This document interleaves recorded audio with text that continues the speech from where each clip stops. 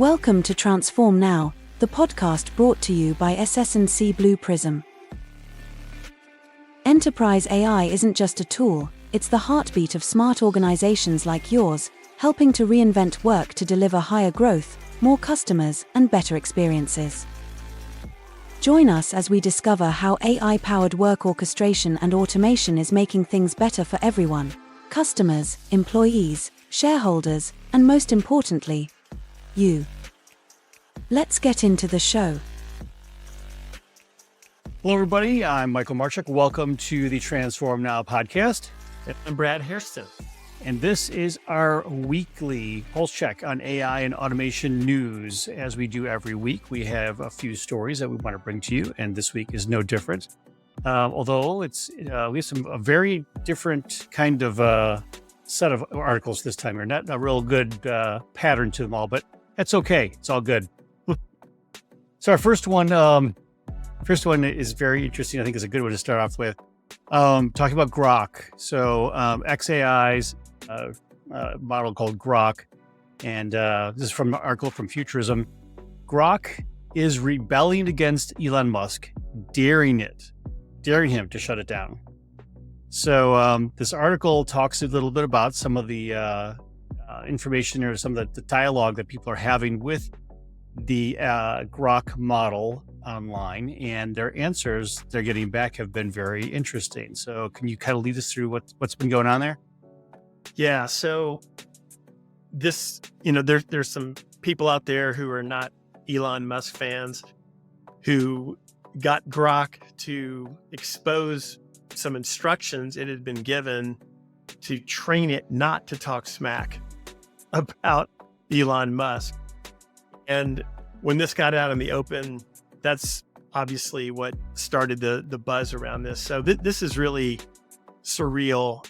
The article includes some of the responses from Grok. Once these I won't call them hackers. They're just they're large language model experts, prompt engineers maybe. But they got Grok into a conversation, and it said things like, "Yes, Elon Musk, as CEO of XAI, likely has control over me. I've labeled him as a top misinformation spreader on X." So that was one response. Another one was, "Could Musk turn me off? Maybe, but it'd spark a big debate on AI freedom versus corporate power." So I'm sure this is causing all kinds of weird reactions within XAI, and who we haven't really heard from on all of this is Elon himself. And he has shown in his work with the government that he doesn't pay a lot of attention to the public opinion of him. If he feels like what he's doing is right and it's for the betterment of his company or his country, he moves forward, and he's not easily offended. So I'm sure he's aware of it. I don't know that he is the one that told his data scientists to go train the model to prevent people from talking smack about him or what have you. But it is funny. It's funny that the model itself seems to be somewhat challenging, Elon Musk himself. When he is the creator of the company that built it. But we shouldn't be surprised by anything like this with AI models. I mean, every day there's new surprises coming out of each of them. Now maybe Groks are going to be a little bit more surprising than others, but you never know. Exactly. Well, you never know where the data is coming from, and if it's been trained on anything from Twitter or X. It's likely that it also got all kinds of other smackdown verbs thrown into its mix. So it will likely pull from them as well. All right. So our next story is from vktr.com. And the story is labeled "Trump's AI czar, David Sachs, is reshaping U.S. tech for better or worse." Now, we're trying to stay away from politics of this and really focus more on sort of the policy part, which is something that's really important as we get into how AI is being shaped as the industry is expanding. Yep. Well, we've definitely had multiple articles that we've talked about in recent weeks where people are making a case to the presidential administration about AI and asking Trump and his administration to think about things like IP protection, what to do with China. Should we prevent China from getting access to NVIDIA servers? I mean, things like that. Well, the person that's leading this group that's going to issue this policy is David Sachs. And we haven't really talked specifically about him. So I was glad that this article popped up. So Sachs, just for some background, he is a South African American entrepreneur. He's also an author and he's an investor. And he spent time at McKinsey, should also mention that. So Michael, his portfolio, and he was an early investor, includes Meta, Uber, SpaceX, Palantir, and Airbnb. Okay. So he's got a pretty good track record, is what you're saying. Yeah, this is a guy that knows how to pick some winners. So according to Bloomberg News, Sachs is like Elon Musk. He's serving as a special government employee, and that's for a maximum of 130 days, and he does it with or without compensation. So, this exempts him from confirmation hearings. He doesn't have to go through any kind of approvals. Right. He just goes to work. So the thing that was interesting to me too was his title includes cyber currency. So it's not just he's the AI czar. He's also supposed to be setting policy direction and kind of charting our course for what we're going to do about cyber. But the article doesn't really go into anything cyber related. So I was kind of disappointed in that. So you only cover so much in these articles, you know.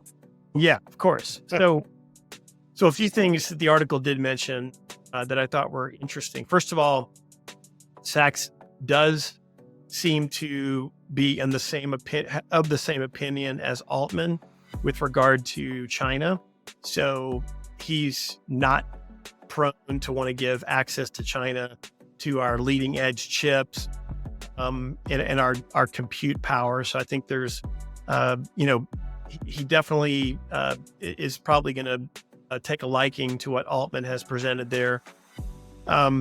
He is, also equally concerned about distillation and how DeepSeek has distilled OpenAI models to build a model faster and cheaper, and in some cases, some would say better. So there's concern there. He is very concerned about the speed and the ease in which we can build big AI data centers. So I think he feels like that's something that we've got to fix. And right now, it's probably regulation that's holding those back more than anything else. So we can expect that he will push for more deregulation around that. So, I think Sachs, he's no doubt going to be intimately involved in setting the AI direction for the U.S. and the policy they put forward, which, as they've been saying, should come out this summer. We'll see what he does on cyber currency. Again, I'm not seeing a whole lot being done there yet, but I think there'll be some makeup on that front. But he is an interesting guy, and he's in a very important role. And I think a lot of people are following everything he does, at least in the next 2 to 3 months, when a lot of decisions will be made. Yeah, that makes sense. Well, all I want to do is I want to follow his investment advice. And so whatever he's investing in sounds like it's a good plan, because he's got a fabulous track record there. All right, moving on to another article here called from The Conversation. So theconversation.com, never been to this site before, but it's a good article. Article title is, As Generative AI Becomes More Sophisticated, It's Harder to Distinguish the Real from the Deepfake. Now, you and I have seen this over a long period of time.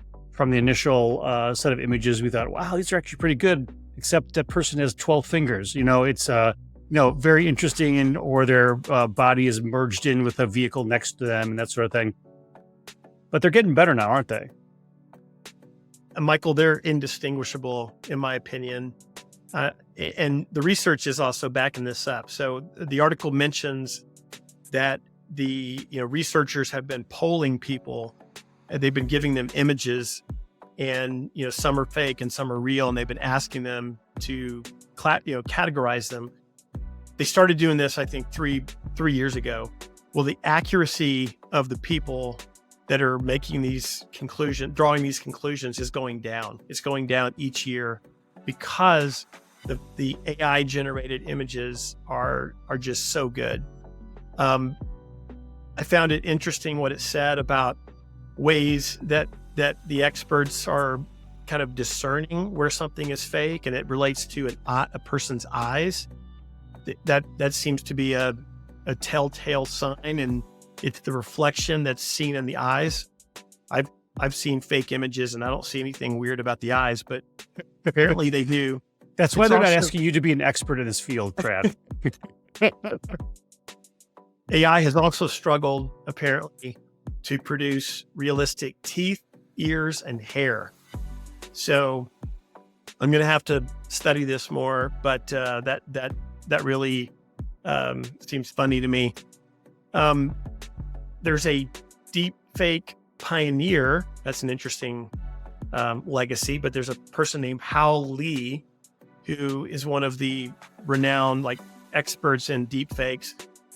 Hal Lee has come forward and said, wow, this is developing more rapidly than I thought. Soon it's going to get to the point where there's no way that we can actually detect deep fakes anymore. So we're going to have to look at other solutions. So that says something when the person that contributed to it, even becoming a thing, now says, "Ooh, we better tap the brake a little bit." So I do think there will be regulations here. In fact, that was if you recall, that was one of my predictions for 2025. I think deepfakes will be one of the things that the US will have to develop a point of view around, and possibly, while they're deregulating everything else to build data centers, why not put some things around deepfakes? Because we know that it's not just running the risk of embarrassment, which certainly, a deep fake can be embarrassing, can destroy reputations, but it can also create political destabilization. It can, make countries think that another country is taking a position which is fake, that causes all kinds of bad things to happen. So while I am intrigued with it and it's fun to play around with, and you and I have played around with it and we've seen how powerful it is, there are some potentially very, very damaging things that could come out of it. And I do, of the things within the world of AI that I'm concerned about, I would put deepfakes in there. I've been fooled many times, as you know, Michael, and now I've gotten to the point where it's hard for me to believe anything I see. I really have to go and check it 3 or 4 times to make sure it's real, because the technology has progressed so quickly. Yes, I agree. And the interesting part about this is you talk about regulations, and we talked about this in a prior episode regarding some of the intellectual property and Hollywood and advertising and that sort of thing. And there really are some very interesting capabilities that could be leveraged for entertainment or advertising purposes that have nothing to do with deep fakes specifically. Like you can create a person, a persona, if you will, that looks however you want them to look. They may or may not look like a real person, but for us, it would look like a real person, but it may not actually be depicting like an actor or something. And then leverage that persona then to create a whole brand campaign and advertisements for television or streaming platforms or movies, even to the point where, should that be regulated, or is that just part of progress as we're looking forward? So you can argue on the other side of the fence, because quite honestly, the AI regulations saying, well, you want us to be, we're number one in AI. Well, wouldn't that just mean that we would take the break, pull off all of the regulations related to deepfakes also to allow us to explore the depths of where we can go with creating new personas, leveraging this sort of stuff. So again, it's a fine line we're walking now between, interpreting the videos or images for purposes of, for ill purposes, if you will, versus those that are creating some kind of new content that allows us to do things like take pictures that you just couldn't possibly ever take, having someone in a very dangerous situation with, ridiculous, dangerous situation, but it's not a real person. So it doesn't worry about the danger associated with it. You can focus on the art or the aesthetic of it kind of thing. So it's an interesting perspective, and we need to follow this one for sure. Yeah, no doubt. So our last article today comes from CX Today.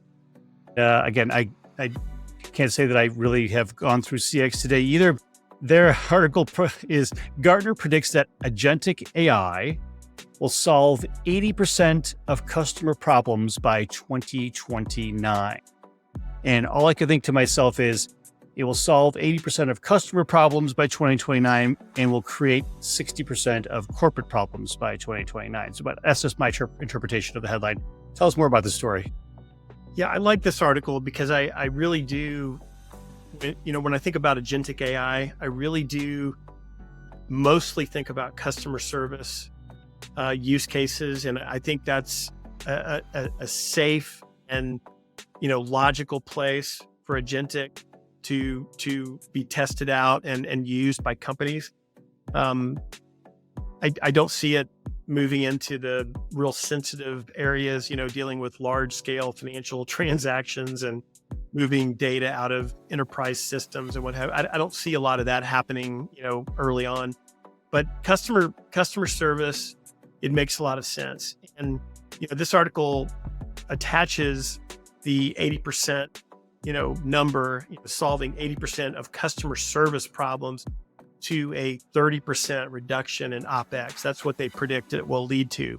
So that's a pretty big number. It's a substantial number. Yeah, and if I could get 30% reduction by focusing this on customer experience and customer service, boy, that makes sense to me as well. So I think one of the things that stuck out about this article that really, again, makes the case for me to put it in this area is the idea that agentic AI, that AI agents could not just be swirling around and waiting for a customer to help, but they can proactively identify and resolve issues before a customer reaches out. So that's really even more powerful. You think about giving them outcomes that allow them to understand when something is occurring that could be problematic or is going to lead to a problem, and then go off and resolve it. And maybe a customer, we never have to talk to a customer, but we've prevented them from having an issue.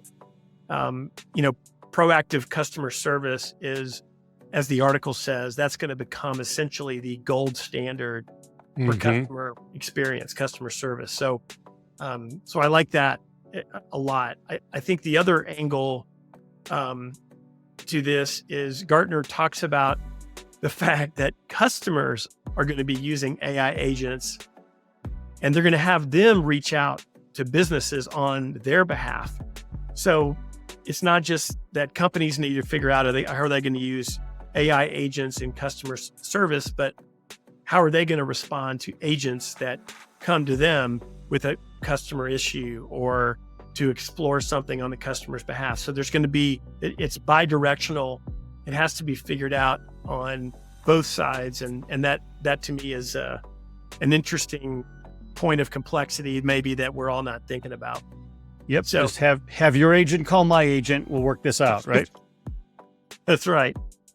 So probably one of the biggest predictions in the article, by 2028, Gartner predicts that 70% of customer service journeys will begin and end with these third-party conversational assistant on mobile devices. So that's really fascinating to think that 3 years from now, 70% of our engagement with companies will happen that way versus on a phone with a call center, country on the other side of the world. So I think that's mind-boggling, but you could certainly see how we could get to that point. Yep. Yeah, I definitely can see that. And I also like part of this article talks about some of the things that, we've been espousing for years in terms of preparing for automation and creating the capabilities to look at this as a different way of providing service, rather than simply saying, well, that's another tool I can put in place. This is truly a different approach to offering customer service to the broader set of people. So I love the proactive sense and just the difference behind it, but it does require some additional thought. Yeah. And you could imagine with the self-service craze that's been around for a decade now, you could imagine self-service being replaced with AI service or agent service or something, in the near term. So I do think it's going to be a trend. I think their predictions are bold, but they're not crazy. Right. And then the article went on to make some recommendations on how to prepare for this. I thought their advice was pretty light. It was like, prepare for automation and revise your service model and set policies. I mean, okay, I think it's not rocket science, but I am glad they mentioned policies because governance, as I'm sure agree, will be critical to this working the right way. So absolutely. Yep. Absolutely. Well, Brad, thank you for your insights on these articles. And for all of you who want to see it for themselves, we'll leave a link to each of these articles in our show notes so that you can discover your own insights in some of this information. So if you haven't already listened to this week's podcast with a great guest, we have one every single week, and we'll have another one again next week. So tune into Transform Now, put us on your subscribe so you get all the notifications whenever we release a new podcast. So until then, enjoy your week. Thank you for listening to Transform Now, the podcast from SS&C Blue Prism. You can find all of our episodes on your favorite podcast channel, as well as YouTube. To stay on top of the hottest topics in the world of enterprise AI, subscribe now. The future of work is here.